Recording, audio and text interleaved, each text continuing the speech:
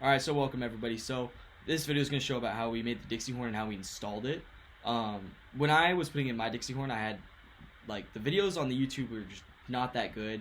So I'm hoping this one's going to be better because I don't want somebody to be in the same place where I'm in, where it's like, I don't know where to mount, I don't know what to do and stuff. So this is kind of like an in-depth video of how I mounted it in my process and stuff. Feel free to ask questions if you have questions, if you ever want to do this. But yeah, so at the start of the video, we have it mounted on the wheel well. And where it was, the wheel was kind of like this, and the horns were facing upwards. So water somehow got in one of the horns and completely destroyed it to the point where it sounded like a dying rat. Like, it was not okay. But so we decided to take it off that wheel well and made a bracket for it and installed them in the front, right in front of the radiator, which does not restrict airflow. So that's a plus side. I haven't overheated with it, so that's great.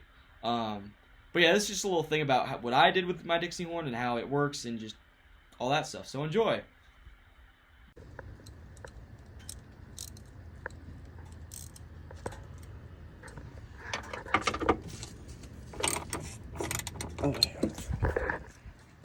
Alright, so as you saw in the last clip, we had it mounted on the wheel well, and my buddy was taking it off the wheel well. And you could see how it's like, literally, it mounted through the wheel well, and there was a nut, and you could see the bolts right above the wheel. So, I mean, if the suspension hit hard enough, the nut or bolt might go into the tire, and it was like, no. So we decided to move it. I mean, it wasn't a good place for it anyway, just because of that and the fact that it just didn't sound very good. Maybe because it was just cramped up, or I don't know what the issue was, but we decided to move it, and in the end it worked much better. It was great, sounds great, works great, it's a lot easier to work on. So I mean, hence why we moved it. But yeah, so we took out the horns in this photo. One of them actually broke, so we had to get a new set. It was only like 20 bucks, but we got it and we put it in. And then here's how we cut the bracket. We just got a piece of aluminum, drilled into it, cut it, made markings, made sure everything fit, and made some cuts to make it fit around the bracket in the car. And then it was pretty good. So we cut the majority of the little bracket. Still got the Sharpie on it, but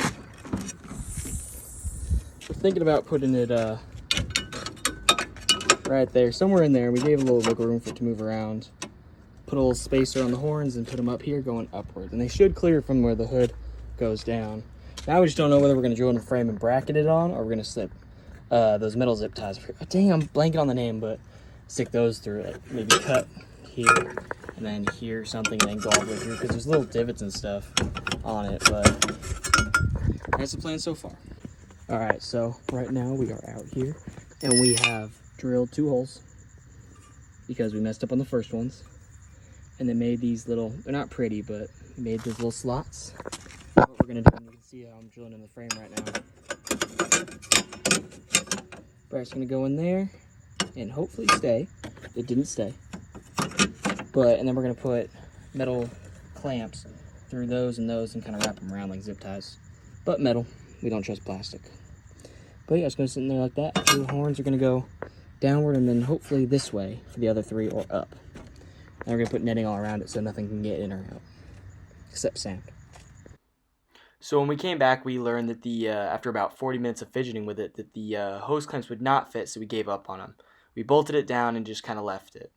We also recut the hoses because the hoses were too short. And then there's a picture of the wiring harness. No bets.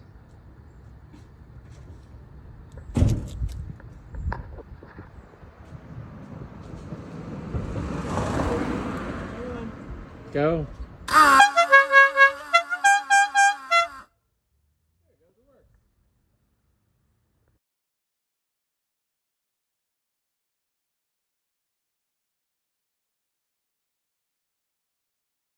Alright, to show you how to do it, the Dixie horns, we realized that the compressor had to be upwards to get the best thing, because before, in the pictures in the video, it was downwards. So we swapped it around, got longer hoses, and then instead of these ones going up, we faced them going kind of sideways, because if they went straight down, they would come out the bottom, and we didn't want that.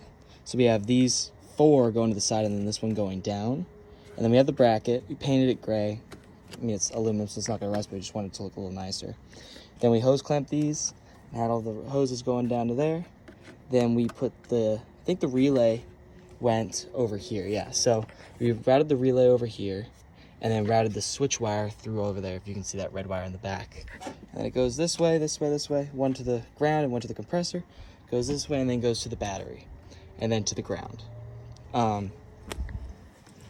It sounds really nice, but so we went underneath all the way, and I could have gone through here, but I already had something else routed that I replaced it with.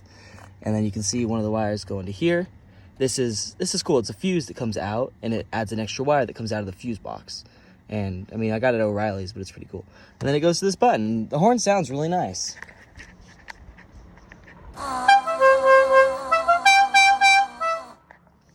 So I mean, there you go.